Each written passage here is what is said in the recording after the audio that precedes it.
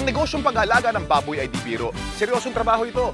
Pero kung ikaw ay handang magsumikap at magtiyaga, magandang kabuhayan ang dulot ng babuyan. Sa buong Pilipinas, sa lahat ng lalawigan, maraming taong masensong buhay sa negosyo ng babuyan. Kaagapay sa tagumpay ang Pigrolac at Univet. Malaki na itutulong ng Pigrolac Hog Feeds at Univet products sa pagpapalaki ng negosyo.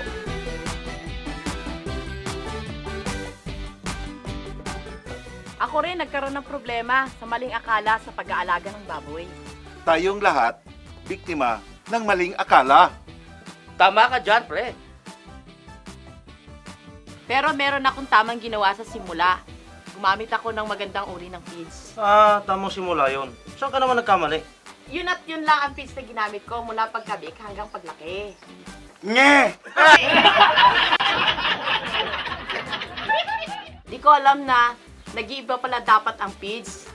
Depende sa edad ng baboy. Kaya naman pala, hindi maayos ang paglaki ng mga baboy ko. Buti na lang bumisita yung technician ng feeds na ginagamit ko at napansin ang pagkakamali ko. Dapat pala tuloy-tuloy lang ang paghanap ng dagdag kaalaman sa baboy para siguradong tama ang ginagawa sa babuyan. Sa kahit anong negosyo, maraming nalulugi sa maling akala. Sinabi mo, Mari.